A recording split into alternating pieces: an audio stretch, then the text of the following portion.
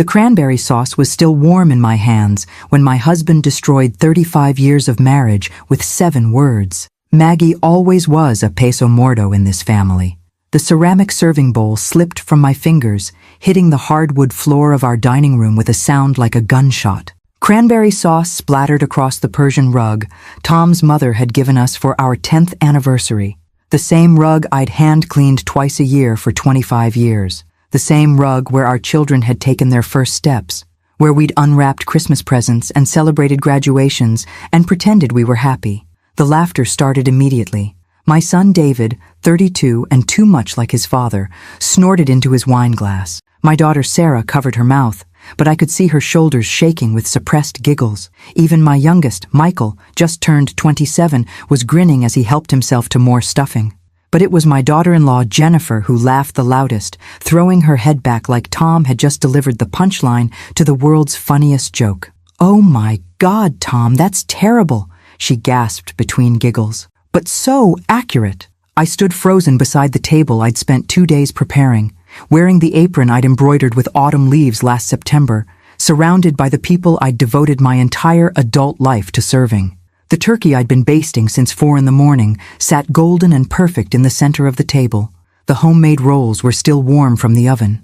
The sweet potato casserole with the marshmallow topping that took 3 hours to prepare properly steamed gently in its crystal dish. My grandmother's crystal dish. The one I'd promised myself I'd pass down to Sarah someday.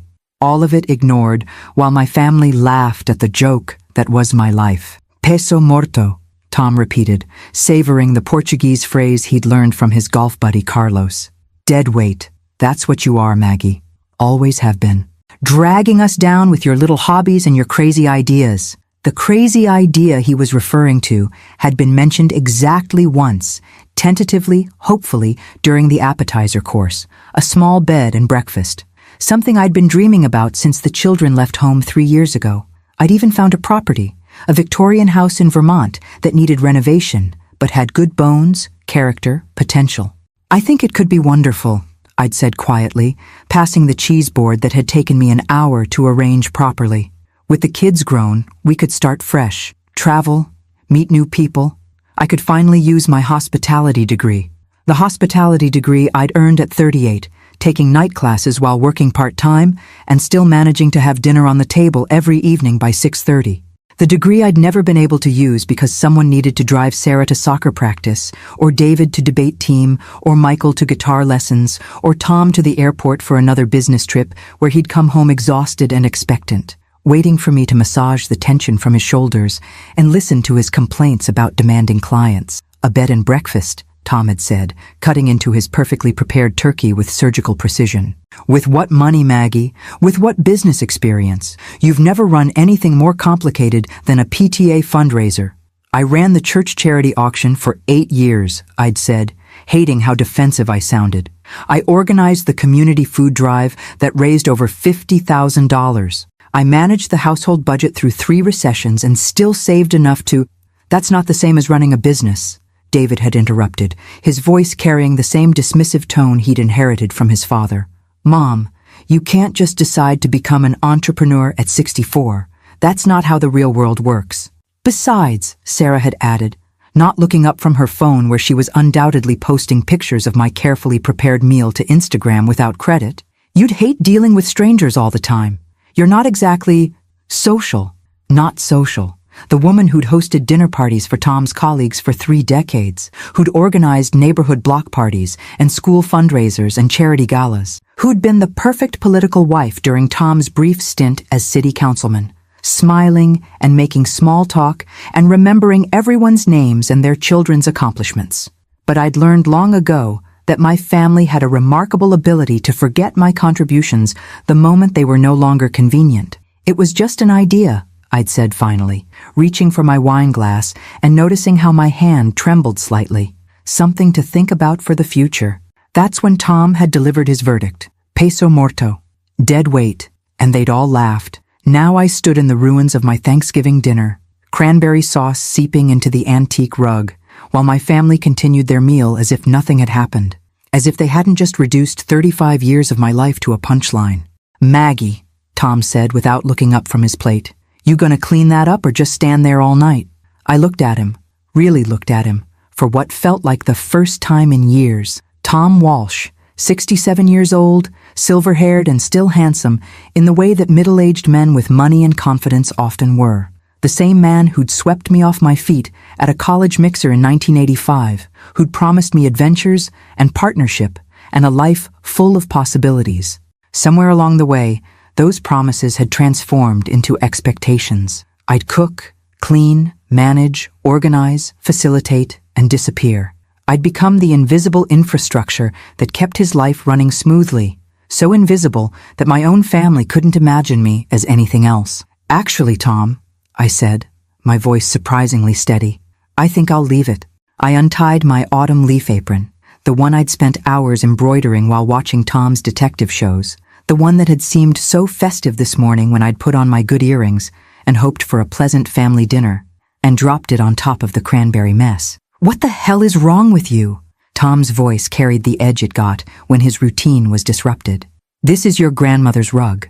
Yes, it is. I walked to the coat closet and pulled out my navy wool coat, the one I'd bought 3 years ago but rarely wore because Tom said it made me look like I was trying too hard. And now it's yours to clean. Mom? Michael's voice held the first note of uncertainty I'd heard from him all evening. Where are you going? I paused at the front door, looking back at my family. They sat around my table, under my grandmother's chandelier, in the dining room I'd decorated and maintained and loved, looking at me like I was a stranger who'd wandered into their lives by accident. Maybe I was. I'm going to find out if I'm really dead weight, I said, pulling on the leather gloves I'd received last Christmas from Sarah. Practical, brown, forgettable gloves that matched exactly what she thought of me. Or if you've all just forgotten what it feels like to carry yourselves. I walked out into the November evening, leaving the door open behind me so they could hear my car engine starting, could hear me backing out of the driveway of the house I'd called home for 28 years. I drove through our quiet neighborhood where every house was lit with the warm glow of family dinners and football games, where other women my age were probably loading dishwashers and wrapping leftovers and pretending their lives were exactly what they'd always dreamed they would be. But I didn't go home to our empty house with its perfectly coordinated throw pillows and spotless kitchen and guest room that was always ready for visitors who rarely came. Instead, I drove to the Marriott on the edge of town, checked into a room with a view of the interstate, and sat on the generic hotel bed with my phone in my hands. The text came from Tom at 11:30. This is ridiculous. Come home. At midnight. Maggie, you're embarrassing yourself. At 12:30. Fine.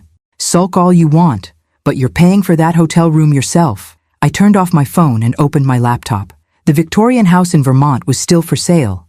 I'd been secretly checking the listing every week for 2 months, memorizing the photographs of the wraparound porch and the tower room that would make a perfect reading nook for guests. But Vermont suddenly felt too close, too small, too much like the life I was trying to escape. I opened a new browser window and typed 6 words that changed everything. Remote property for sale, Alaska. The photographs that filled my screen showed endless skies and untouched wilderness, mountains that had never heard my family's laughter at my expense, lakes that reflected possibilities instead of limitations. By 3 a.m, I'd found it. 50 acres on the edge of nowhere, 4 hours from Anchorage, with a log cabin that needed work and a view that needed nothing but appreciation. By 4 a.m, I'd transferred the down payment from the savings account Tom didn't know I had, the inheritance from my parents that I'd been carefully investing for 15 years while he'd been making jokes about my grocery money. By sunrise, I was driving north toward a life that would finally fit the woman I'd always been, underneath the apron and the expectations and the weight of other people's limitations. Tom was right about one thing. I had been carrying dead weight for 35 years, but it hadn't been me. The real estate agent's voice crackled through my cell phone like distant thunder, professional concern barely masking what I suspected was genuine alarm. Mrs. Walsh, I have to ask, are you certain about this decision? Purchasing property sight unseen is always risky, but Alaska... Patricia Meadows paused, and I could hear papers shuffling in the background. Well, it's not exactly retirement country for most people. I stood at the window of my hotel room, watching the Kansas sunrise paint the sky in shades of amber and rose, and smiled for the first time in months. Ms. Meadows, I've spent 35 years making safe decisions. How's that worked out for me? I understand, but this particular property is quite remote. The nearest neighbor is 12 miles away. The access road isn't maintained by the state, and the cabin, while structurally sound, hasn't been occupied in 3 years. Perfect. Another pause. The seller is asking for a quick closing, cash only as is condition. No inspections, no contingencies. It's unusual for someone of your demographic, my demographic, 64-year-old woman, probably divorced, probably desperate, probably making an emotional decision she'd regret when reality set in. Patricia was being kind by not saying it directly. Ms. Meadows, I've wired the full purchase price to your escrow account. The property is mine as of 9 this morning, correct? Yes, ma'am. Congratulations, I suppose. Though I do hope you'll consider hiring local contractors before attempting any major renovations. The climate up there can be challenging. As if 35 years of marriage to Tom Walsh hadn't been excellent preparation for challenging climates. After ending the call, I sat on the hotel bed and stared at my phone, scrolling through 17 text messages I hadn't answered. Tom's anger had evolved overnight from irritation to outrage to what appeared to be genuine panic. Maggie, this has gone far enough. The kids are worried sick. Whatever's wrong, we can fix it. Just come home. I'm calling Dr. Harrison. You're clearly having some kind of breakdown. Dr. Harrison, our family physician for 20 years, who'd prescribed antidepressants when I'd mentioned feeling invisible, who'd suggested hormone therapy when I'd complained about feeling restless, who'd recommended couples counseling when I'd dared to voice dissatisfaction with my marriage, counseling that Tom had refused, claiming our problems were all in Maggie's head. The final text had arrived at 6 in the morning. Maggie, please. I didn't mean what I said. Come home and we'll talk about the bed and breakfast idea. I deleted the messages without responding and called the number I'd found online at 2 in the morning. Northern Lights, Moving and Storage. This is Jake. I need everything in my house packed and shipped to Alaska. Today. A pause. Ma'am, it's 5 in the morning. I'm sorry. I meant I need it scheduled for today. I can pay extra for the rush service. Alaska's a big place. Where in Alaska? I gave him the address I'd memorized, watching him whistle low through the phone. That's remote. Gonna cost you extra for the distance, and we'll need to coordinate with a local company up there for the final delivery. Whatever it costs. You moving the whole house? I considered this question, thinking about the dining room set where my family had laughed at me last night, the king-size bed where Tom had been falling asleep before I finished speaking for the last 5 years, the living room furniture arranged around a television that played his shows on his schedule. No, just my things, my books, my clothes, my grandmother's china, my craft supplies, everything else stays. What about furniture? I'll buy new furniture. Furniture that fits who I am now, not who I used to be. After scheduling the movers, I drove to our house, my former house, arriving at 7:30 to find Tom's Cadillac still in the driveway. He'd taken the day off work, something he'd done exactly 3 times in our entire marriage, when each of our children was born. I used my key quietly, surprised by how foreign my own home felt after just 1 night away. The cranberry sauce stain was gone from the dining room rug. Tom must have called our cleaning service, but the table still held the remnants of our Thanksgiving disaster. Dirty plates, serving dishes with congealed food, wine glasses with dark residue in the bottom. The scene of my humiliation left for me to clean up. I found Tom in the kitchen, standing at the coffee maker in his bathrobe, his silver hair disheveled and his face bearing the kind of hangover pallor that suggested he'd finished the wine after I left. "Thank God," he said when he saw me. "Maggie, we need to talk. This whole thing has gotten out of hand." "Has it?" I opened the cabinet where I kept my travel mugs and selected my favorite, a ceramic piece decorated with vintage maps that Sarah had given me years ago, back when she still thought my dreams of travel were charming rather than embarrassing. "Of course it has. Running off to a hotel like a teenager having a tantrum. What will the neighbors think?" I poured coffee into my travel mug, adding cream from the refrigerator I'd organized and restocked hundreds of times. "I don't know, Tom. What do you think they'll think?" "I think they'll think my wife has lost her mind." He moved closer, and I caught the familiar scent of his aftershave mixed with wine and fear. "Maggie, I know I said some things last night. We all did. But you know how family dinners get. Everyone's tired. Maybe we had too much wine. Dead weight. What? That's what you called me, dead weight. In Portuguese, so it would sound more clever, more cutting. Tom's face flushed red. I was joking, Maggie. It was a joke. You know I didn't mean... Which part was the joke? The part where you said I'd always been dead weight? Or the part where our children laughed about it? They weren't laughing at you, they were laughing at me, Tom. Just like you've been laughing at me for years. Every time I mentioned going back to school, or starting a business, or traveling somewhere that wasn't a pre-planned vacation to the same resort we visited 8 times. I walked past him toward the stairs, heading for the bedroom to collect the personal items the movers would need to identify. Where are you going now?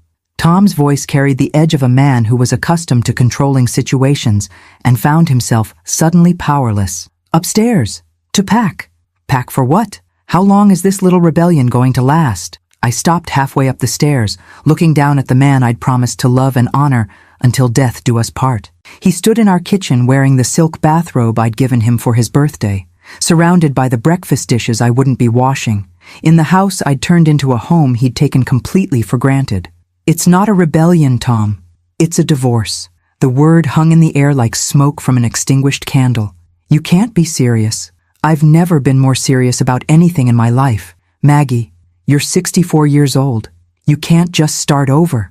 Where would you even go? What would you do? I smiled, thinking about 50 acres of untouched wilderness where no one had ever called me dead weight, where no one expected me to disappear into the background of my own life. I'm going to find out what it feels like to be the main character in my own story. This is insane.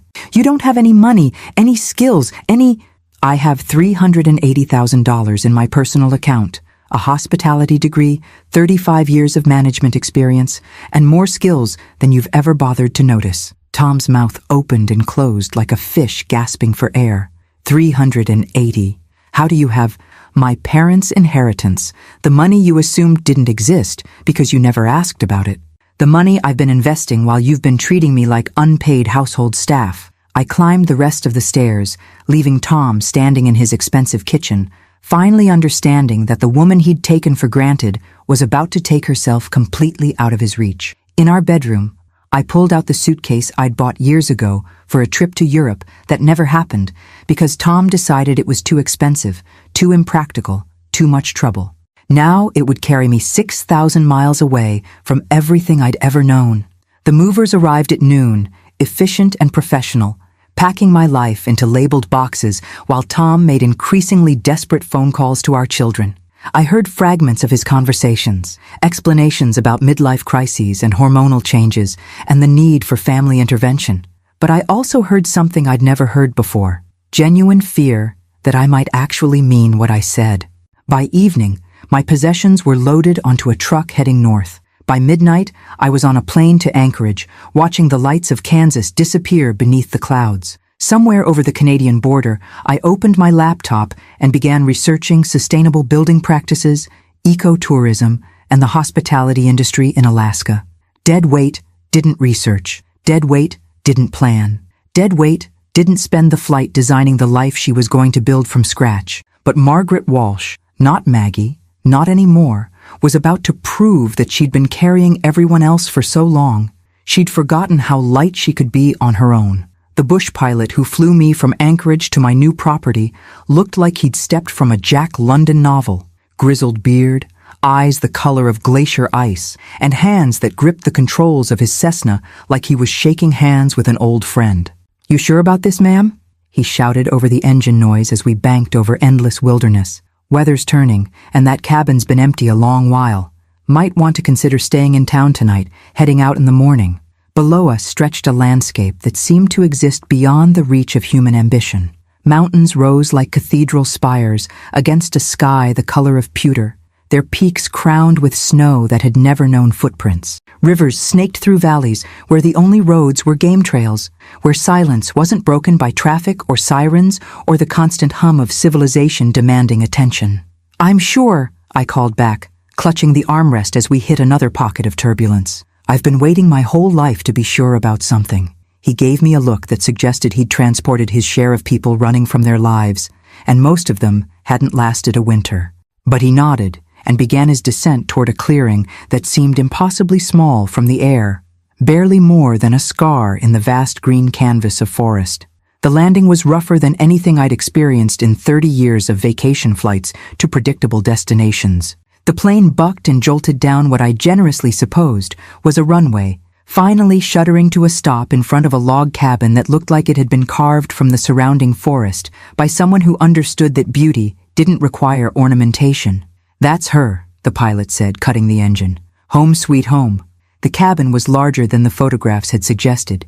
2 stories of weathered logs with windows that reflected the surrounding wilderness like mirrors. A covered porch wrapped around 3 sides, and I could see the bones of what had once been a garden, now overgrown with wild grasses and late-season wildflowers. But it was the lake that stole my breath. 50 yards from the cabin's front door, water stretched toward the horizon like liquid silver, so still and perfect it seemed to hold the sky captive in its depths. Mountains rose directly from the far shore, their reflection creating a world that existed both above and below the surface, real and mirrored, possible and impossible. "Previous owner was a writer," the pilot said, helping me unload my suitcases. "Came up here to finish some novel, stayed 15 years.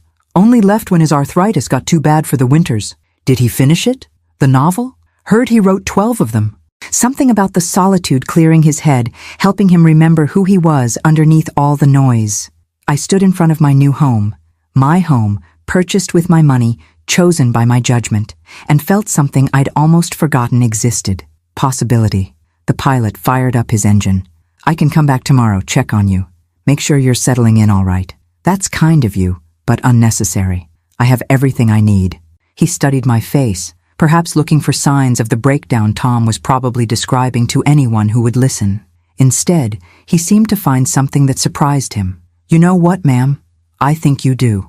After he lifted off, the silence was so complete it felt like a living thing. No traffic, no sirens, no televisions bleeding through thin walls, no family members needing rides or meals or emotional management, no husband's voice explaining why my dreams were impractical, why my desires were selfish, why my very existence was an inconvenience. Just wind in the pines and the gentle lap of water against the lake shore and the sound of my own breathing, steady and calm and entirely my own. I walked through the cabin slowly, claiming each room with my presence. The previous owner had left it furnished, simple, sturdy pieces that looked like they'd been built to last through whatever storms Alaska could deliver. A stone fireplace dominated the main room, with built-in bookshelves that begged to be filled with stories that mattered. The kitchen was small but functional, with windows that looked out over the lake and mountains that seemed to change color as the light shifted. Upstairs, the master bedroom occupied the entire second floor, with windows on 3 sides and a view that made my Kansas horizon seem cramped and apologetic.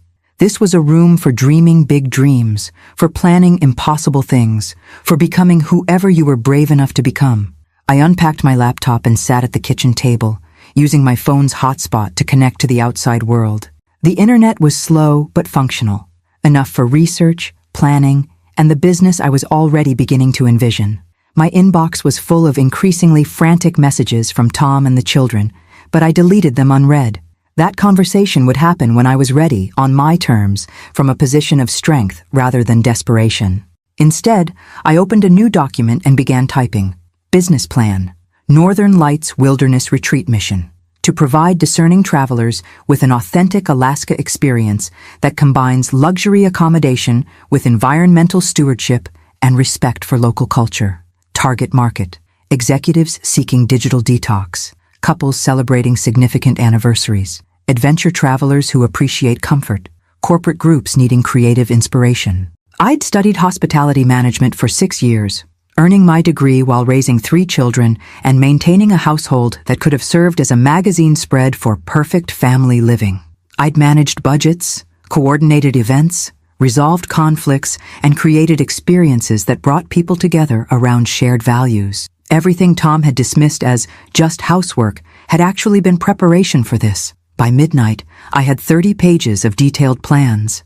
Renovations that would transform the cabin into a luxury retreat while preserving its authentic character. marketing strategies that would attract guests willing to pay premium prices for authentic experiences, partnerships with local guides, artisans, and suppliers that would benefit the entire community, a sustainable business model that would provide financial independence while creating something genuinely meaningful. The next morning, I woke to sunlight streaming through windows I hadn't covered with the heavy drapes Tom preferred. Outside, the lake reflected clouds that looked like brushstrokes against canvas, and I understood why the writer had stayed 15 years. I made coffee in the simple kitchen and walked onto the porch, breathing air so clean it seemed to wash my lungs from the inside. A bald eagle circled overhead, and somewhere in the distance, I heard the haunting call of loons. My phone buzzed with an incoming call, Tom's number. I let it go to voicemail, then listened to his message while watching the eagle settle on a dead pine at the water's edge. Maggie, this has gone too far. The kids are worried sick, the neighbors are asking questions, and Dr. Harrison says you might be having a genuine psychological break. I've talked to a lawyer about having you declared, about protecting you from making decisions you'll regret. Just come home. We'll pretend this never happened. I deleted the message and blocked his number. Then I called the construction company I'd researched online, the one with 5-star ratings and a specialty in sustainable building practices. Northern Construction, this is Maria. I'd like to schedule a consultation for a major renovation project. I'm turning a residential cabin into a luxury wilderness retreat. Whereabouts are you located? I gave her the address, hearing her whistle softly through the phone. That's pretty remote. It'll cost extra to get crews and materials out there. That's fine. When can someone come take a look? How about next Tuesday? Fair warning though, winter's coming fast up there. If you want to do any major work, we'd need to start soon and work through some pretty challenging weather. Perfect. I've been dealing with challenging weather my whole life. It's time I built something that can withstand it. After scheduling the consultation, I walked down to the lakeshore and stood at the water's edge, letting the morning silence wash over me like absolution. Somewhere in Kansas, Tom was probably calling lawyers and doctors, trying to find legal ways to drag me back to a life that had never fit, but legal guardianship required proving I was incompetent to make my own decisions. And a woman who just purchased 50 acres of Alaska wilderness, developed a comprehensive business plan, and scheduled major construction work within 48 of arriving, didn't sound particularly incompetent. She sounded like someone who'd finally stopped pretending to be smaller than she actually was. The eagle took flight, circling once before disappearing into the vast blue sky. I had work to do.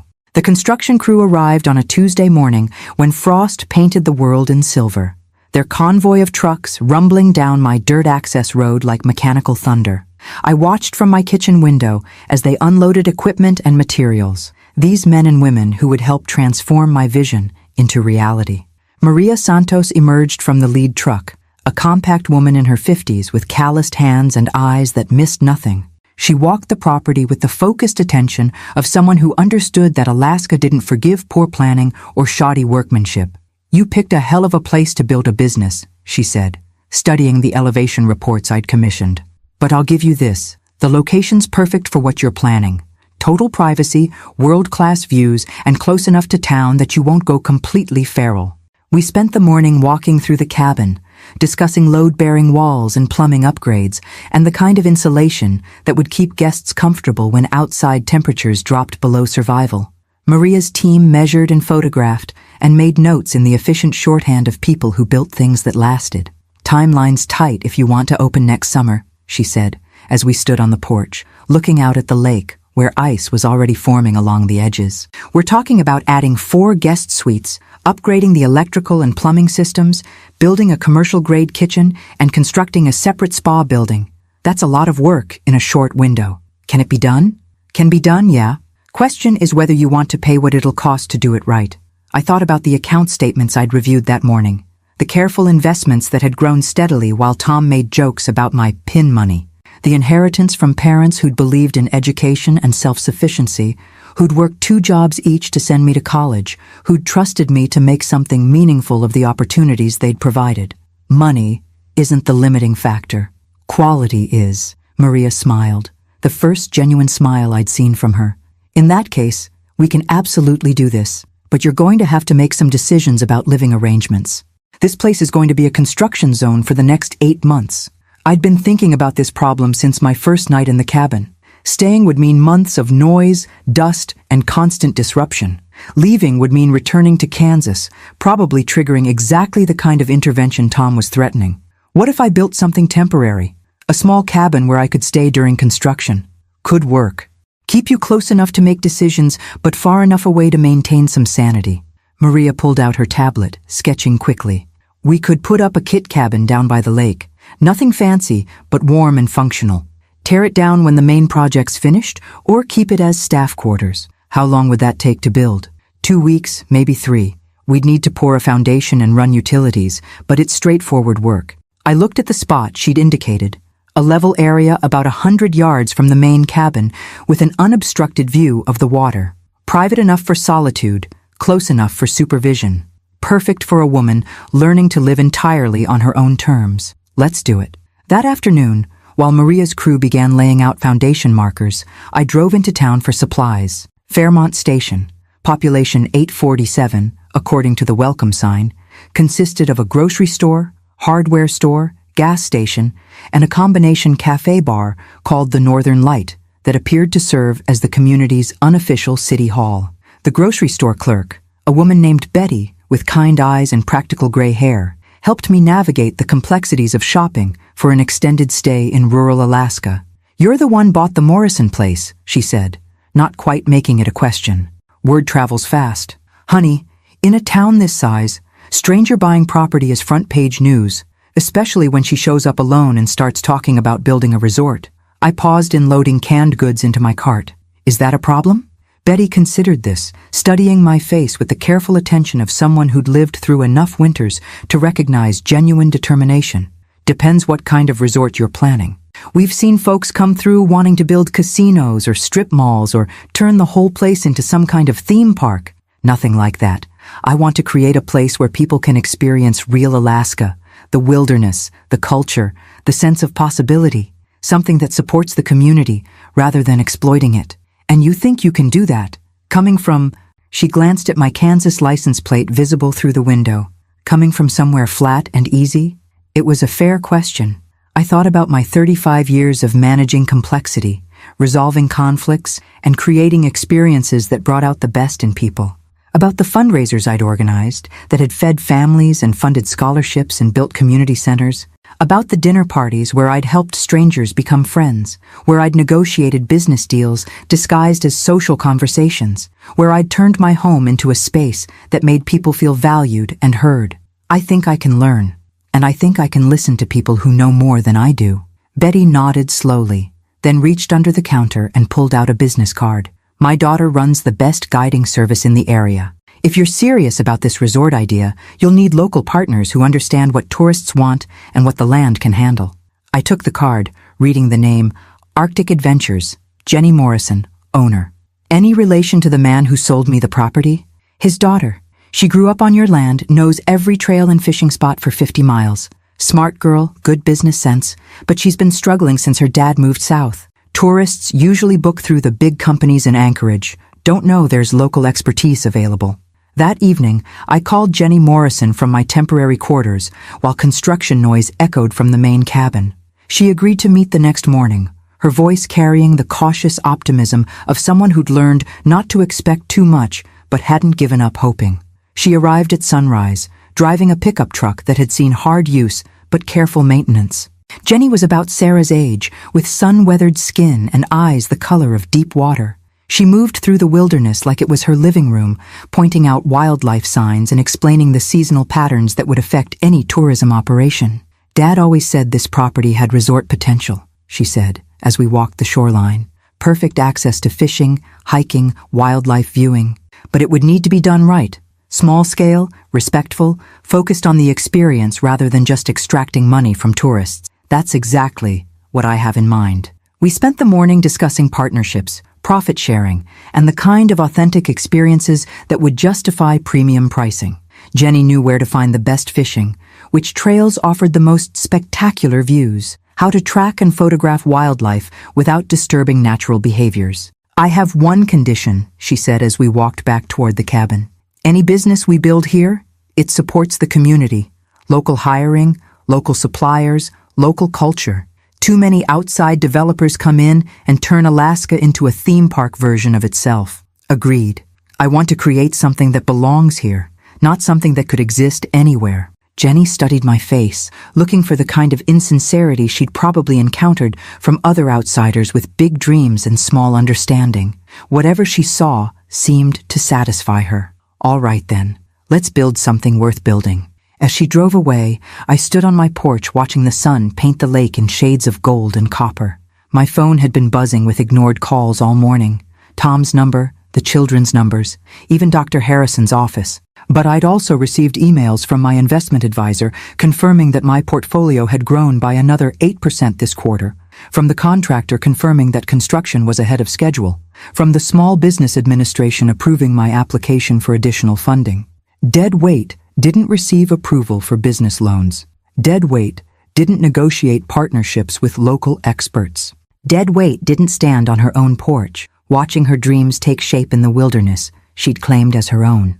I was beginning to understand what the writer who'd lived here for 15 years had discovered.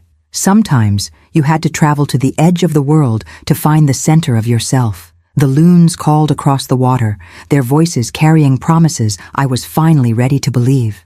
Winter arrived like a judgment, swift and absolute and more beautiful than anything I'd experienced in 6 decades of Kansas seasons. By February, the lake was a white highway stretching toward mountains that seemed carved from crystal, and my temporary cabin had become a cocoon of warmth in a world transformed by silence.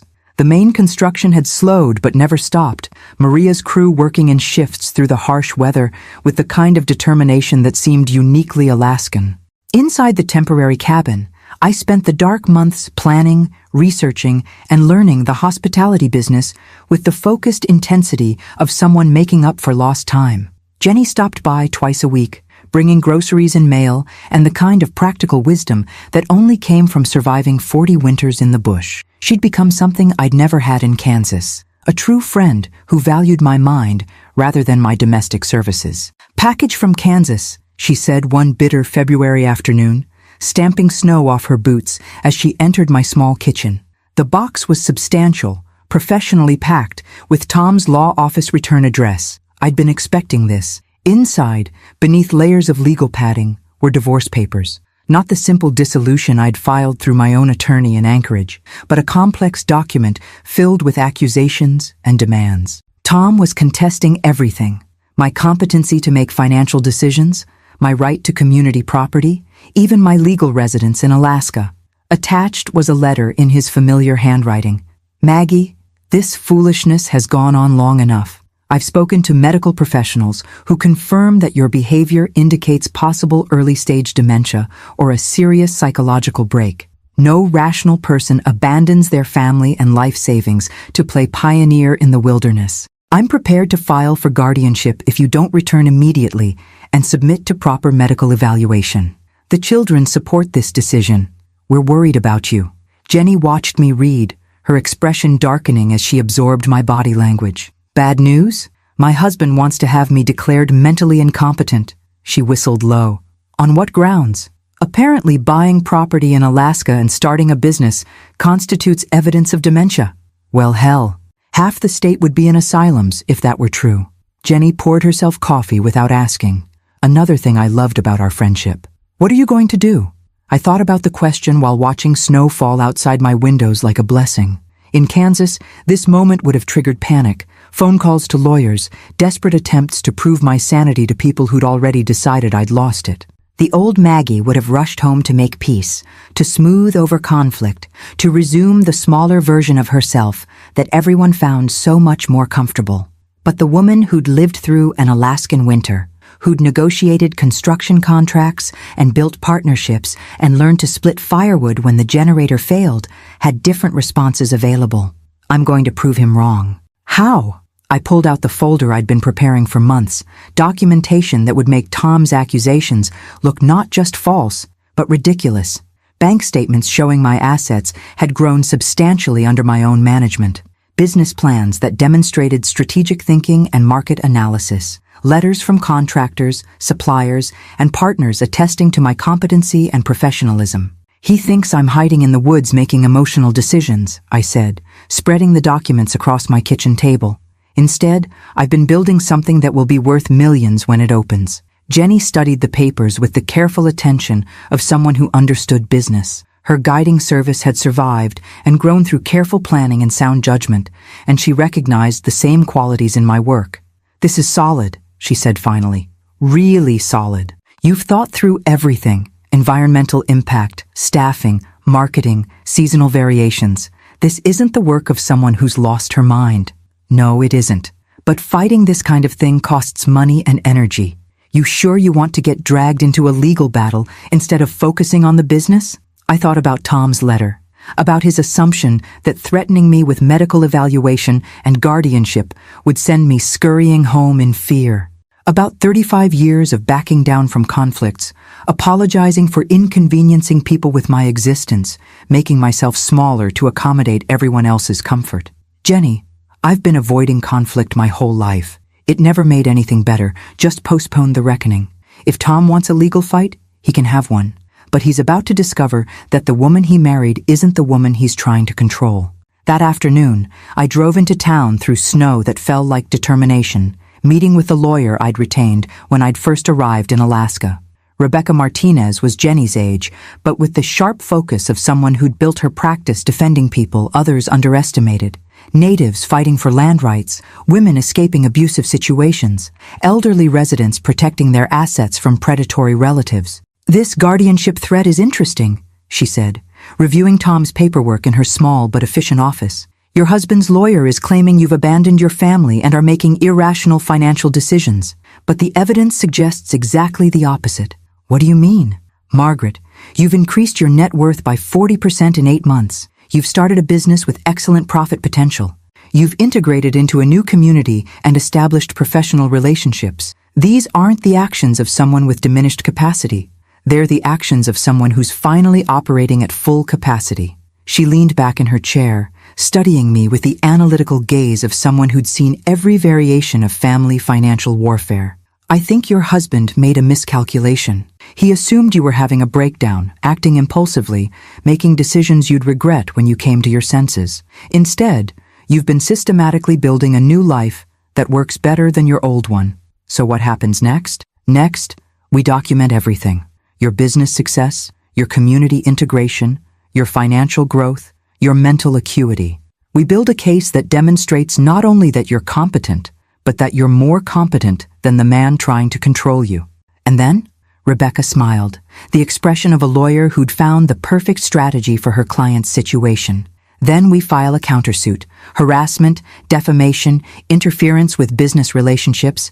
We make it clear that any attempt to challenge your competency will result in very public documentation of why your marriage ended and who's really making irrational decisions." I thought about this nuclear option, about the public exposure it would bring to Tom's treatment of me, about the satisfaction of finally fighting back with weapons that matched his. How long would all this take? Months? Maybe a year? Legal battles are expensive and exhausting, and there's always the risk that a judge might be sympathetic to a worried husband's claims about his elderly wife. But there's another option? There's always another option. You could prove your competency so thoroughly that his case becomes laughable before it ever reaches court. How? Rebecca pulled out a legal pad and began writing. You could open your business ahead of schedule, generate revenue, create jobs, attract national attention. Make it impossible for anyone to claim you're making poor decisions by demonstrating the spectacular success of those decisions. The resort won't be ready until summer. The resort won't be ready. But what about a smaller operation? A few guest rooms, some guided tours, a preview of what's coming. Enough to establish that this isn't a fantasy. It's a functioning business. I thought about the main cabin, still under construction, but nearly habitable. About Jenny's expertise in guiding and my experience in hospitality. About the possibility of proving Tom wrong, not with legal arguments, but with undeniable reality. We could do a soft opening. Limited guests, premium pricing, exclusive access, market it as a preview of Alaska's newest luxury wilderness experience. Exactly. Nothing defeats claims of incompetency like documented business success. That night, I called Jenny from my temporary cabin while Aurora Borealis painted the sky in ribbons of green and gold. How quickly could we put together a guiding operation for small groups? How small? 4 guests maximum. High-end clientele willing to pay premium prices for authentic experiences. Give me 2 weeks to line up equipment and permits. But Margaret, are you sure about this? Opening early means everything has to be perfect from day one. No room for mistakes. I looked out at the wilderness that had become my home, at the business that was becoming my legacy, at the life I'd built from nothing but determination and the courage to finally bet on myself. Jenny, I've been making other people's lives perfect for 35 years. It's time to make my own life perfect. All right then, let's give them something to remember. The aurora danced overhead like applause, and I began planning my resurrection. The first guests arrived on a morning in late April, when the lake ice was singing, that haunting melody of frozen water beginning to surrender to spring. I watched from the main cabin's new picture windows as Jenny guided their helicopter to a landing on the beach, my heart hammering with the kind of anxiety I hadn't felt since my first dinner party as a young wife. But this was different. This time, success or failure belonged entirely to me. "Margaret, they're here!" Jenny called, her voice carrying excitement that matched my terror. Our first paying customers, a tech executive from Seattle and his wife, celebrating their 30th anniversary with what their booking agent had described as the ultimate Alaska experience. I smoothed my hands down the front of my jacket, new Alaska gear that actually fit, unlike the decades of clothes I'd chosen to accommodate Tom's preferences, and walked out to greet them.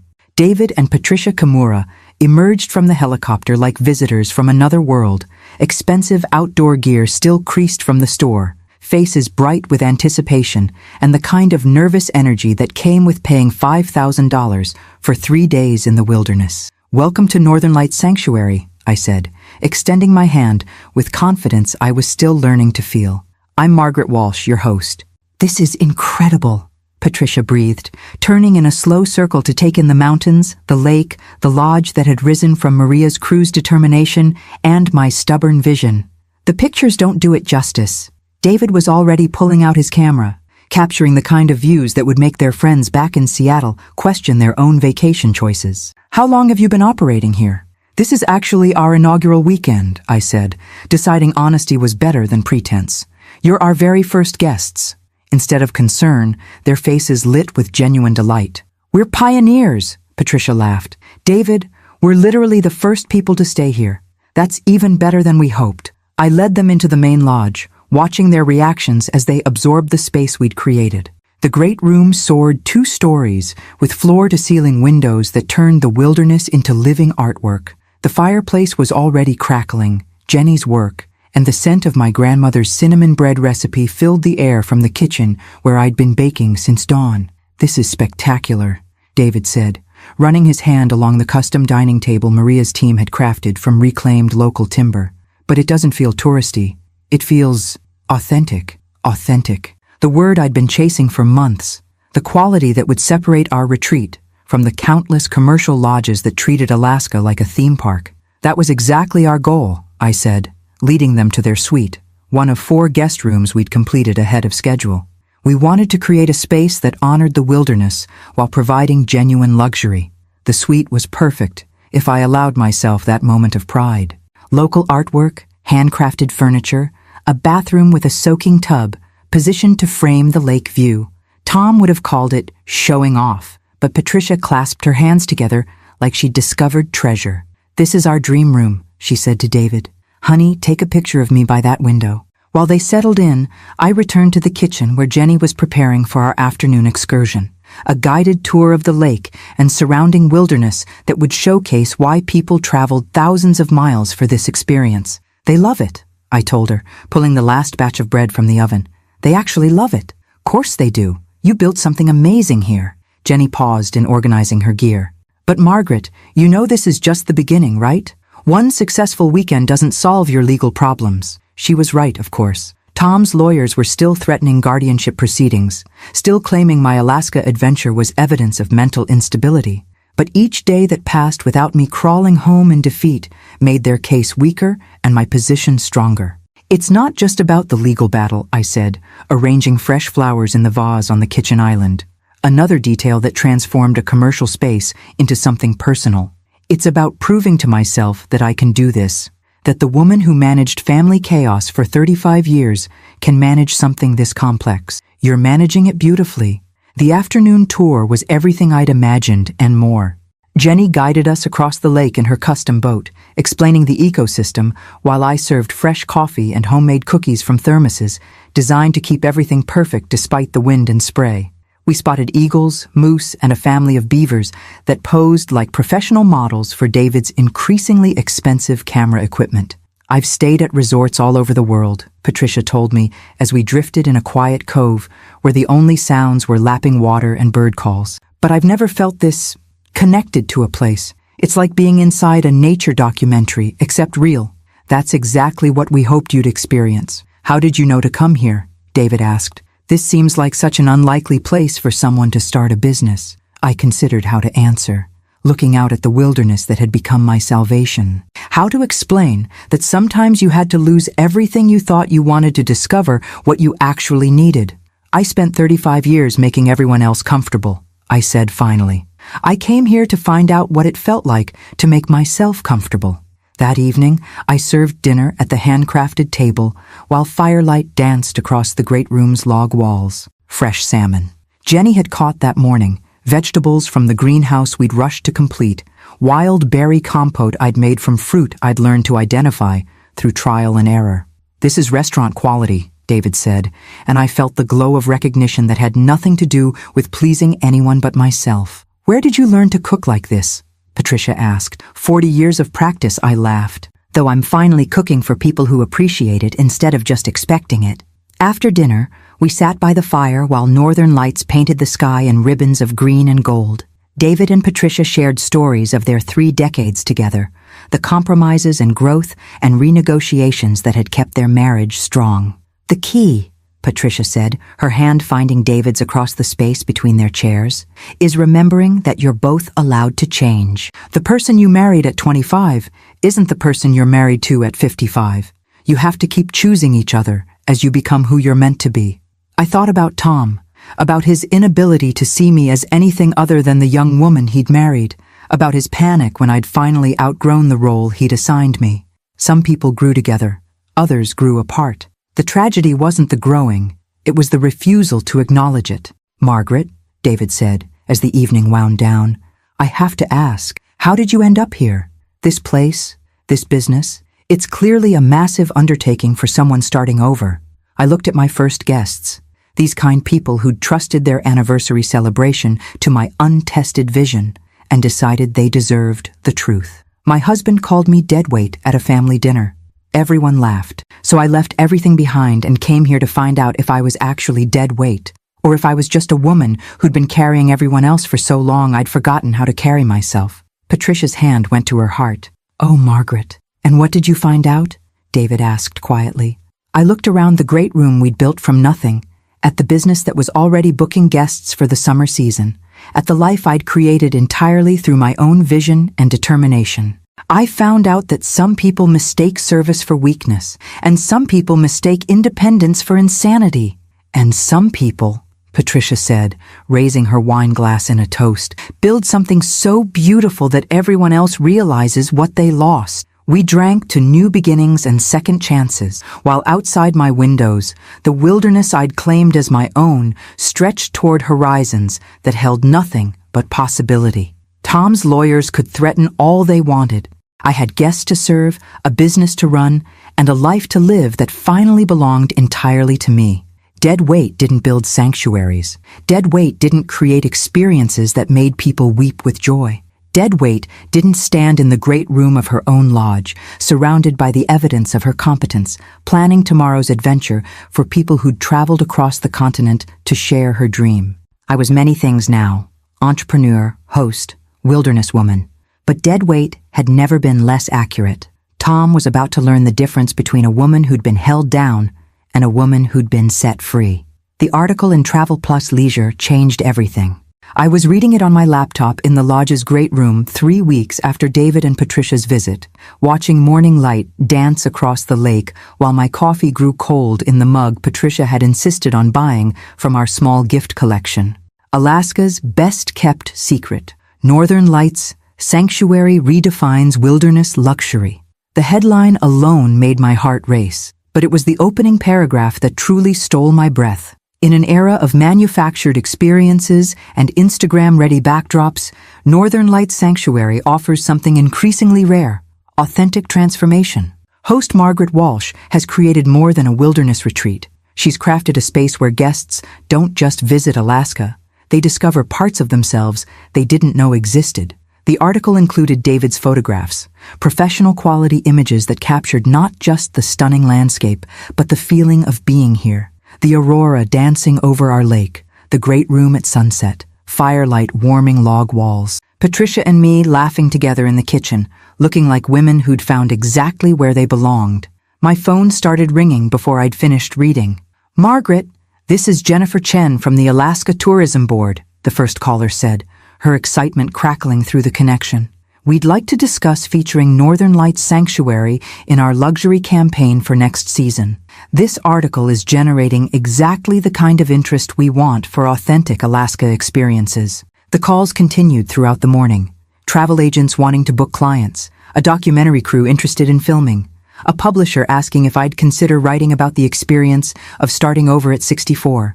By noon, I had 37 booking inquiries and a waiting list that stretched into the following year. Jenny arrived during the lunch rush of phone calls, her expression cycling between amazement and concern. "You've seen the article?" "I've seen it." "I've also seen my email inbox crash twice from the volume of inquiries. Margaret, this is incredible. But are you ready for this level of attention? Once word gets out about your success," she didn't need to finish the thought. "Success this visible would make it impossible for Tom to maintain his narrative about my mental instability. But it would also make it impossible for me to remain quietly hidden in the Alaska wilderness, rebuilding my life away from the judgment of people who'd never believed in my capabilities." "There's something else," Jenny said, pulling out her phone. "Local news wants to do a feature story, but they're asking questions about your background, about why someone from Kansas suddenly appeared in Alaska and built a luxury resort." I felt the familiar tightness in my chest, not anxiety about the attention itself, but about the story it would tell. The woman who'd run away from her family to play pioneer in the wilderness, the wife who'd abandoned her responsibilities to chase selfish dreams, the narrative Tom and his lawyers would use to support their competency claims. What kind of questions? The reporter, nice woman named Sarah Kim, she wants to know about your hospitality background, your business experience, how you financed this operation. She's not trying to be invasive, just wants to understand how someone creates something this successful, seemingly overnight. I walked to the great room windows, looking out at the wilderness that had become my sanctuary. The afternoon sun painted the lake gold, and somewhere in the distance I could see eagles circling over their fishing grounds. This place had taught me that running towards something you valued was different from running away from something that diminished you. "Set up the interview," I said. "It's time to tell the real story." Sarah Kim arrived the next morning, a sharp-eyed woman in her 30s with the kind of practical intelligence that came from years of separating fact from fiction. We sat in the great room with coffee and fresh blueberry muffins while she set up her recording equipment, her professional demeanor softening as she absorbed the space we'd created. "This is remarkable," she said, gesturing toward the handcrafted details that made the lodge feel like a home rather than a hotel. "But I have to ask, how does someone go from being a housewife in Kansas to running a luxury wilderness retreat in Alaska? That's quite a transformation." I'd been preparing for this question since Jenny's call, thinking about how to frame the story in a way that honored the truth without feeding the narrative my former family was constructing about my supposed breakdown. I spent 35 years managing complex logistics, resolving conflicts, creating experiences that brought people together, and building relationships that lasted decades, I began. I just did it under the title of housewife instead of hospitality manager. "You're saying your marriage was preparation for this business?" "I'm saying that managing a household, organizing events, coordinating schedules, and making people feel valued and comfortable are exactly the skills needed to run a successful hospitality operation. The only difference is that now I'm being compensated for work I've always done." Sarah made notes, her expression thoughtful. "But the financial investment required to create something like this, that's substantial even for someone with business experience." This was the question I'd been dreading and anticipating in equal measure. The moment where I'd have to reveal that the dead-weight wife had been financially independent all along. My parents believed in education and self-sufficiency, I said carefully. They left me an inheritance that I invested carefully over 20 years. When I decided to make this change, I had the resources to do it properly. So this wasn't an impulsive decision? I spent 6 months researching the Alaska hospitality market before I bought the property. Another 8 months planning the renovation and building partnerships with local suppliers. Everything you see here was carefully planned and strategically executed. Sarah looked around the great room again, taking in the evidence of systematic planning and professional execution. Margaret, I have to ask, there are rumors that your family has raised concerns about this venture, that they've questioned your decision-making capacity. How do you respond to that? I felt the moment crystallize around us, the interview becoming something larger than a puff piece about a successful new business. This was my opportunity to shape the narrative, to define myself before others defined me. Sarah, let me ask you something. If a 64-year-old man left his job to start a business that became successful enough to be featured in national magazines within 6 months, would anyone question his mental capacity? Probably not. The difference between confidence and instability often depends on whether you're expected to remain small and accommodating or encouraged to grow and succeed. I chose growth. And your family? I thought about Tom's increasingly desperate phone calls, about the children who'd sided with him without ever asking for my side of the story, about 35 years of being taken for granted by people who couldn't imagine me as anything other than their personal support system. My family loved the woman who made their lives easier. They're having difficulty accepting the woman who makes her own life meaningful. That afternoon, after Sarah had finished photographing the lodge and the grounds, I received a call that made my hands shake as I answered. Mrs. Walsh, this is Rebecca Martinez. We have a problem. What kind of problem? Your husband's lawyers have escalated. They're filing for emergency guardianship, claiming that the magazine article proves you're in a manic episode, making grandiose claims about business success while living in delusion. I sank into one of the great room chairs, looking out at the wilderness that had become my home, at the business that proved my competence, at the life that demonstrated my capacity for sound judgment. They're using my success as evidence of my incompetence? They're arguing that no rational person your age would abandon their family to start a wilderness resort, that the publicity you're generating is evidence of manic behavior, and that someone needs to protect you from yourself before you lose everything. When? The hearing is scheduled for next month. Margaret, they're asking for immediate conservatorship of your assets pending a competency evaluation. I closed my eyes, feeling the weight of the battle I'd been avoiding settle around my shoulders. Tom wasn't just threatened by my independence. He was terrified that my success would expose his own limitations, his inability to see value in anything he couldn't control. Rebecca, I want you to file a countersuit, harassment, defamation, and attempted financial exploitation of a competent adult. And I want to demand that the hearing be held here in Alaska, where my business and life are established. Margaret, are you sure? A legal battle like this will be public, expensive, and exhausting. I looked around the great room where Patricia had toasted new beginnings, where Sarah had recorded the story of a woman who'd refused to stay small, where guests would soon gather around fires that warmed both bodies and spirits. I'm sure. Tom wants to prove I'm incompetent? I'll prove that a woman who builds something this successful from scratch is anything but incompetent. And if we lose? I thought about David's question, what I'd discovered about myself in the wilderness, and about Patricia's observation that the key to any relationship was allowing people to become who they were meant to be.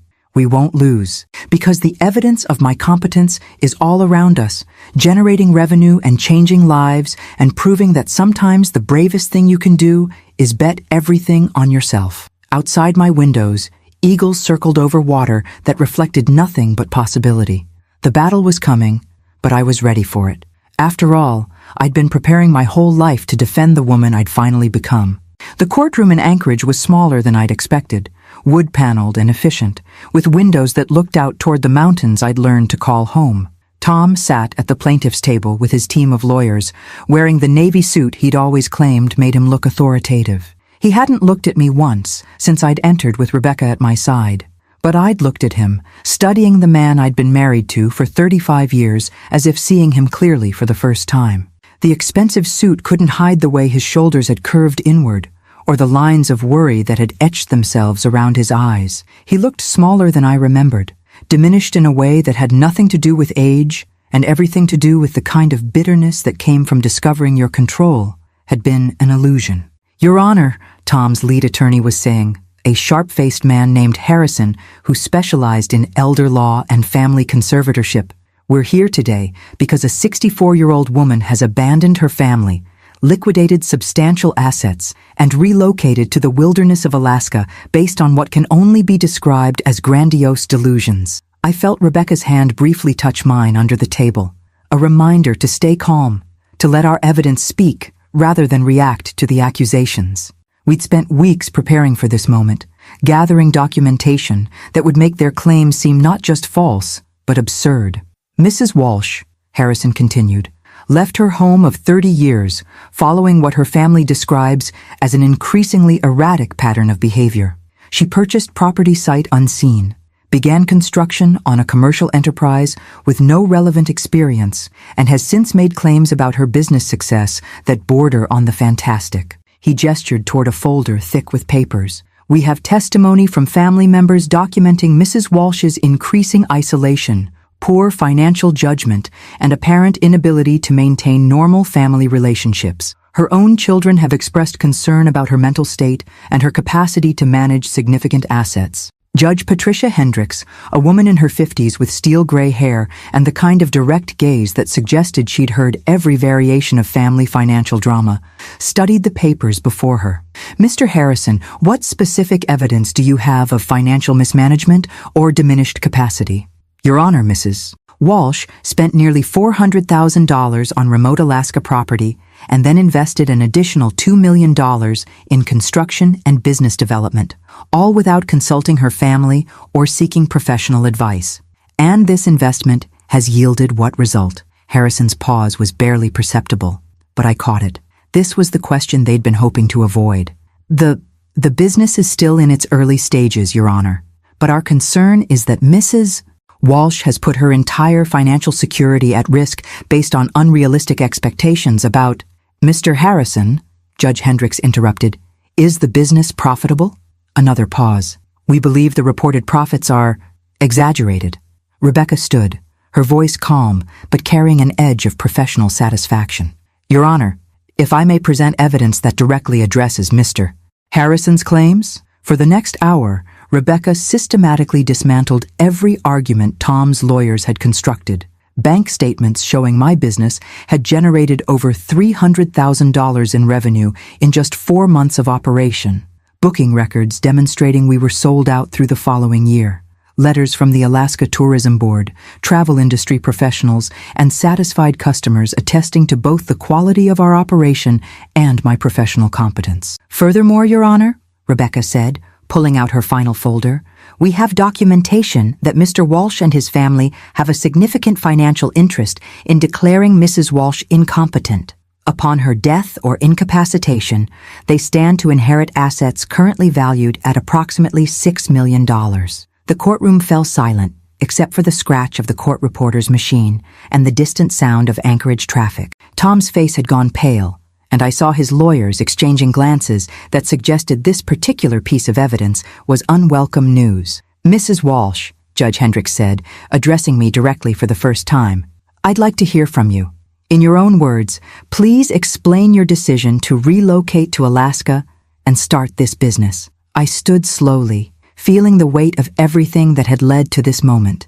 The laughter at my family's table, the decision to drive north toward something unknown, the months of construction and planning, and the slow, careful building of a life that belonged entirely to me. Your Honor, I spent 35 years managing complex operations under the title of housewife. I coordinated schedules, managed budgets, resolved conflicts, and created experiences that brought people together. I raised 3 children, supported my husband's career, and saved enough money to be financially independent, all while being told that my contributions were less valuable than his because they didn't come with a paycheck. I looked directly at Tom for the first time since entering the courtroom. When I suggested using some of our assets to start a business that would utilize my skills and education, my husband called me dead weight. My children laughed, At that moment, I realized I had a choice. I could continue to accept their assessment of my worth, or I could prove it wrong. And you chose to prove it wrong by moving to Alaska. I chose to prove it wrong by building something meaningful with my own hands, my own mind, and my own money. The fact that I chose to do it in Alaska rather than Vermont or Colorado or anywhere else is irrelevant to the question of my competence. Judge Hendricks made notes, then looked up at me with something that might have been approval. Mrs. Walsh, do you have any regrets about your decision? I thought about the question carefully, considering not just the legal implications, but the human ones. The family dinners I'd never share, the grandchildren I might never know, the life I'd left behind in pursuit of one that fit better. I regret that it took me 64 years to value myself enough to make this choice. I regret that my family preferred a version of me that was small enough for their comfort rather than large enough for my own fulfillment. But I don't regret building something that proves what I've always known about myself, that I'm capable of extraordinary things when I'm finally allowed to attempt them. The courtroom was quiet for a long moment. Then Judge Hendricks spoke, her voice carrying the authority of someone who'd spent decades separating truth from manipulation. Mr. Harrison, your petition is denied. Mrs. Walsh has demonstrated not diminished capacity, but expanded capability. The evidence shows a woman who has successfully translated a lifetime of management skills into a profitable business enterprise. That some family members disapprove of her choices does not constitute grounds for guardianship. She turned to Tom's table, her expression stern. Furthermore, I'm concerned about what appears to be an attempt to use the court system to control a competent adult's financial decisions for the benefit of potential inheritors. Mrs. Walsh, you are free to manage your assets and your life as you see fit. After the gavel fell and the courtroom began to clear, I stood in the hallway outside, feeling strangely empty despite the victory. Tom approached slowly, his lawyers hanging back at a respectful distance. Maggie, he said quietly, and I heard something in his voice I'd never heard before. Genuine defeat. It's Margaret now. Margaret. He looked older than his 67 years, worn down by months of legal battles and the gradual realization that the woman he'd taken for granted was never coming back. I want you to know, I never meant for it to go this far. What did you mean? I meant for you to come home. I thought if I made it difficult enough, expensive enough, you'd realize this whole thing was a mistake and come back where you belonged. I looked at this man who'd shared my bed for 3 decades, who'd fathered my children, who'd somehow convinced himself that love meant keeping people small enough to control. Tom, I finally am where I belong. I'm sorry that doesn't include you. He nodded slowly, perhaps understanding for the first time that some departures were permanent, some growth irreversible. The kids want to see you, Sarah especially. She's been asking questions about how we treated you, about what we might have missed. They know where to find me. I walked away from the courthouse, from the legal battle, from the last threads connecting me to a life that had never quite fit. Rebecca drove me to the airport, where Jenny waited with a chartered plane that would carry me home to my lake, my business, my carefully constructed sanctuary in the wilderness. As we flew north toward Fairmont Station, I watched the landscape change from urban sprawl to endless forest, from the complicated patterns of civilization to the clean simplicity of wilderness. Judge Hendricks had been wrong about one thing. I didn't have expanded capability. I'd always had this capability. I'd just finally found a place where it was valued instead of feared. The plane banked toward home, and I began planning my next expansion. Dead weight didn't win court cases. Dead weight didn't build businesses that changed people's lives. But a woman who'd been carrying everyone else for 35 years could certainly carry herself toward any horizon she chose. 2 years after the court hearing, I stood on the main lodge's deck watching a helicopter land on our private helipad, the latest addition to a property that now sprawled across 200 acres and employed 37 people year-round. The autumn air was crisp with the promise of winter, and the mountains across the lake wore crowns of fresh snow that would soon transform the world into the crystalline wonderland our winter guests paid premium prices to experience. The helicopter's passengers emerged with the careful movements of people stepping into a place they'd only dreamed about. A tech CEO from Silicon Valley and her family, celebrating her 50th birthday with what their booking agent had described as the ultimate digital detox experience. They would spend 5 days here, learning to fly fish with Jenny, participating in wildlife photography workshops, and discovering what silence sounded like when it wasn't interrupted by notifications. But it was the second helicopter that made my heart skip. Sarah emerged first, looking around with the wide-eyed wonder of someone seeing her mother's world for the first time. Behind her came Michael, then David, my 3 children, finally accepting my invitation to visit the life they'd once dismissed as evidence of mental breakdown. "Mom," Sarah said, and there was something different in her voice. Not the casual dismissal I remembered from our last family dinner, but genuine awe mixed with what might have been regret. This is incredible." She was right. Northern Lights Sanctuary had grown into something that exceeded even my most ambitious dreams. The main lodge now featured 12 luxury suites, each one designed to showcase a different aspect of Alaska's natural beauty. The spa building offered treatments that incorporated local traditions and ingredients, while the conference center attracted executive retreats from Fortune 500 companies seeking authentic team-building experiences. "Welcome to my home," I said, embracing each of my children in turn. Sarah held on longer than necessary, as if trying to memorize something she'd lost and was only now realizing she needed. I gave them the full tour, watching their expressions change as they absorbed what their mother had built. The commercial kitchen where I still prepared signature dishes for special occasions. The library stocked with first editions and local history that made our guests' evenings as rich as their days. The workshop spaces where visiting artists taught traditional crafts alongside modern techniques. "You did all this?" David asked, as we stood in the conference room where Fortune 500 executives plotted strategy while looking out at wilderness that had never heard a honking car horn. "I mean, you planned it, managed it, built it?" "I had help," I said, thinking of Jenny and Maria and the dozens of local craftspeople whose skills had turned my vision into reality. "But yes, I did all this." Michael was studying the financial charts displayed in the business center.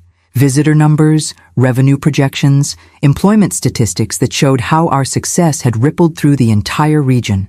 "Mom, these numbers, this isn't a hobby. This is a major hospitality operation. You're employing half the county, 43% actually. We'll be at 51% when the winter expansion is complete." They were quiet during dinner, picking at the salmon Jenny had caught that morning and the vegetables from our greenhouse while trying to reconcile the woman before them with the mother they thought they'd known. Outside the dining room windows, Aurora Borealis painted the sky in ribbons of green and gold, the same lights I'd learned to read like weather forecasts. "I owe you an apology," Sarah said finally, setting down her fork and looking directly at me for the first time since arriving. "We all do. You don't owe me anything. We do." Her voice was steady, but I could see tears forming.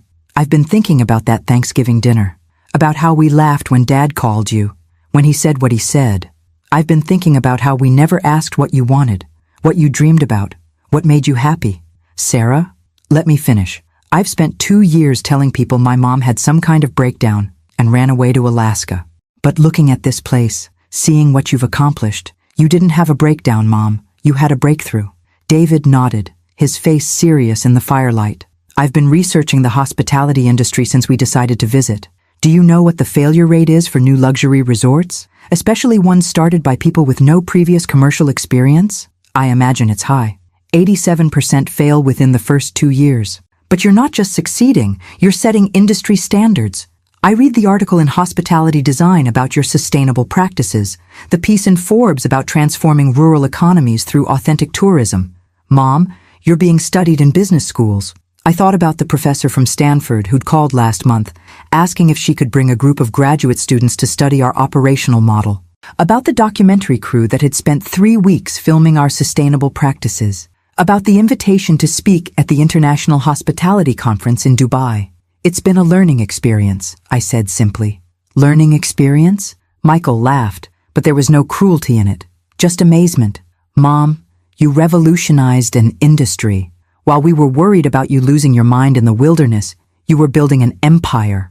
Empire. The word felt strange applied to what had begun as simple survival, the need to prove I was more than the sum of other people's limitations. But looking around the dining room where guests from 6 different countries were sharing stories and planning tomorrow's adventures, I supposed it was accurate. There's something else, Sarah said, her voice dropping to something more personal. About Dad. I waited, watching my daughter struggle with words that had clearly been rehearsing for months. He's been different since the court case, smaller somehow. Jennifer left him last year. She said living with him was like being married to a man who was angry at the world for changing without his permission. I felt a pang of something that wasn't quite sympathy, but wasn't satisfaction either. I'm sorry to hear that. Are you? Really? I considered the question while watching the aurora dance outside our windows. Was I sorry that the man who'd called me dead weight was struggling to rebuild his life without the infrastructure I'd provided for 35 years? Was I sorry that his children were finally seeing him clearly enough to make their own judgments about his character? I'm sorry that he's learning painful lessons about the value of what he took for granted. I'm sorry that it took losing me for him to understand what he'd lost. But Sarah, I'm not sorry I left. I'm not sorry I built this. And I'm not sorry I proved that everything he said about me was wrong. He knows that now, Michael said quietly. He won't admit it, but he knows. He asks about you sometimes. Not like he wants you back, but like he's trying to understand how he got it so wrong. We talked until the fire burned down to embers, my children asking questions about the business, the community, the life I'd built from the ashes of their dismissal. They stayed for 4 days, participating in the same activities as our paying guests, learning to see Alaska through the lens I'd created for visitors, seeking authentic transformation. On their last morning, as Jenny prepared to fly them back to Anchorage, Sarah pulled me aside. I want to bring the girls here this summer, she said. Your granddaughters. I want them to see what their grandmother accomplished. I want them to know that it's never too late to become who you're meant to be. They're always welcome. And Mom? I want to be involved, not as a guest, not as your daughter feeling guilty about the past, but as someone who understands what you've built here and wants to help it grow. I looked at Sarah, really looked at her, seeing not the young woman who'd giggled at my dreams, but an adult who'd spent 2 years questioning everything she thought she knew about strength, success, and the courage to change course. What did you have in mind? I run a marketing firm in Chicago.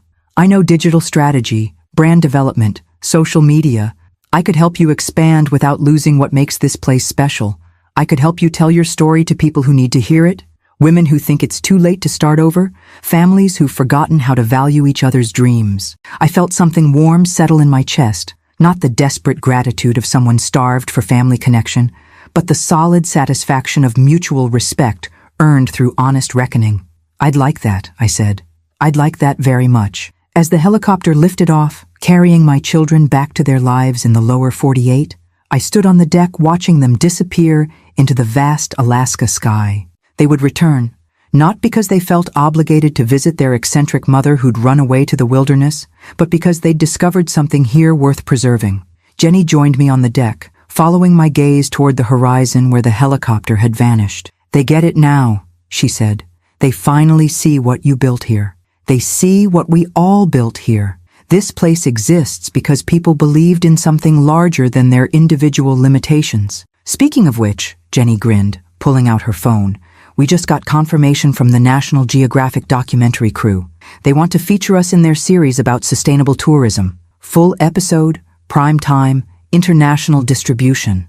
I looked out at the wilderness that had become my sanctuary, at the business that proved my competence, at the community that valued my contributions rather than taking them for granted. Somewhere in Kansas, Tom was probably reading about my success in magazines he'd never bought when I lived in his house. Somewhere in the world, women were making the same choice I'd made, to bet everything on themselves when everyone else had bet against them. Schedule it, I said. It's time the whole world knew what dead weight can accomplish when it finally stops carrying everyone else. The aurora had begun early tonight, painting the sky in colors that had no names, reminding me that the most beautiful things often happened when you traveled far enough from familiar limitations to discover your own magnificence. I had an empire to run. The news crew arrived on a crisp October morning when the autumn light turned everything to gold, their equipment trucks rumbling down the road that had been nothing but a game trail when I'd first arrived 5 years ago. Now it was paved and maintained, wide enough for the tour buses that brought visitors from around the world to experience what the Wall Street Journal had called the most authentic luxury wilderness retreat in North America. I watched them set up from the main lodge's great room, where I was reviewing the morning's bookings with Sarah, who'd moved to Alaska permanently 6 months ago to manage our expanding operations. My daughter, my partner now, really, had proven to have inherited more than just my eye color. Her marketing campaigns had transformed Northern Lights Sanctuary from a regional secret into an international destination, while somehow preserving the intimate authenticity that made the experience meaningful. The 60 Minutes crew wants to start with the overview interview, Sarah said, consulting the detailed schedule she'd prepared. Then they'll film guest activities, staff interviews, and the community impact segment in town. 60 Minutes. The call had come 3 months ago, from a producer who'd seen our National Geographic feature and wanted to explore what she called the phenomenon of reinvention in later life. But I knew the real story they were chasing. The woman who'd been dismissed by her own family, then built something so successful it forced everyone to reconsider their assumptions about age, gender, and the courage to change course. The interview took place on the deck overlooking the lake, with the mountains providing a backdrop that made every shot look like a postcard.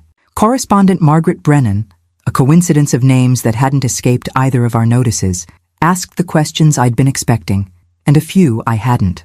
"Margaret," she said, settling back in her chair while the crew adjusted their equipment. "5 years ago, you were a traditional housewife in Kansas. Today, you run an operation that employs 63 people and generates over $12 million in annual revenue. How do you explain that transformation?" I'd answered versions of this question dozens of times for magazines, documentaries, and the business school students who now used our operation as a case study. But something about the moment, the cameras, the setting, the knowledge that this interview would reach millions of people, made me want to be more honest than I'd ever been publicly. "Margaret, I think most people misunderstand what happened to me. They see it as transformation, as if I became someone completely different. But the truth is, I finally became who I'd always been underneath the expectation." "What do you mean by that?" "I mean that managing a household for 35 years gave me exactly the skills needed to run a complex hospitality operation. Coordinating schedules, managing budgets, resolving conflicts, creating experiences that brought people together. I'd been doing all of that for decades.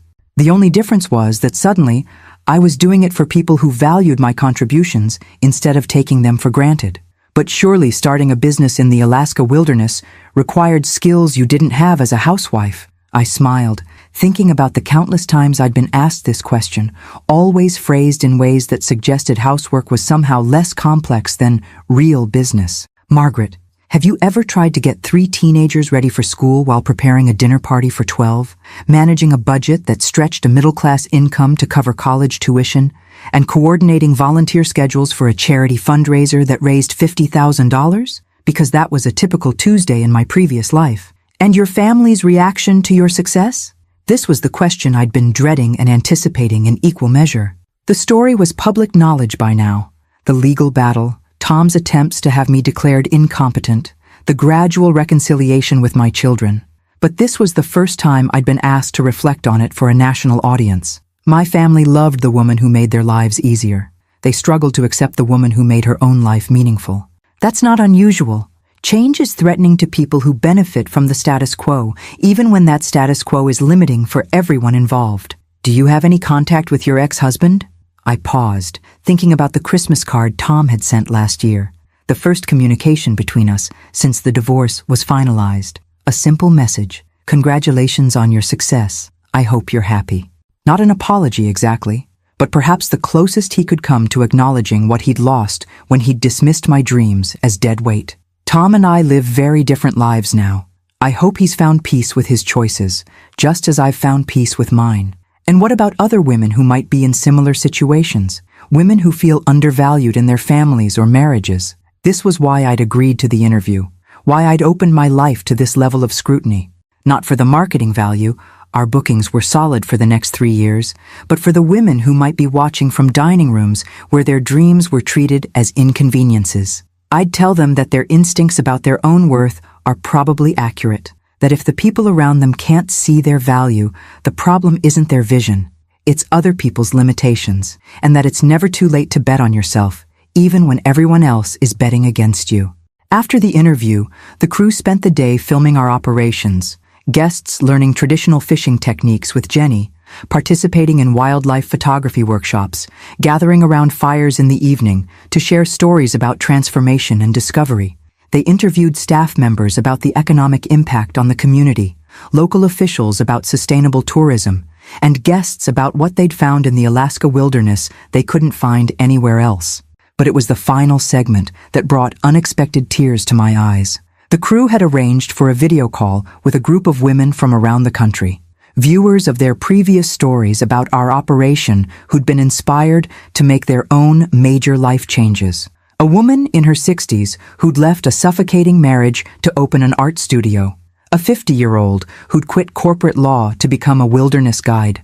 A grandmother who'd used her savings to start a nonprofit serving homeless veterans. "Margaret," one of them said through the screen, "I wanted to thank you, not just for building something beautiful, but for proving that women like us, women who've spent decades serving everyone else, that we're capable of extraordinary things when we're finally free to attempt them."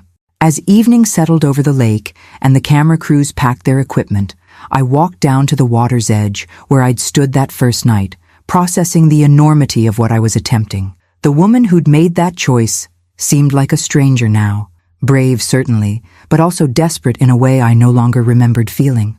Sarah found me there as the aurora began its nightly dance across the sky.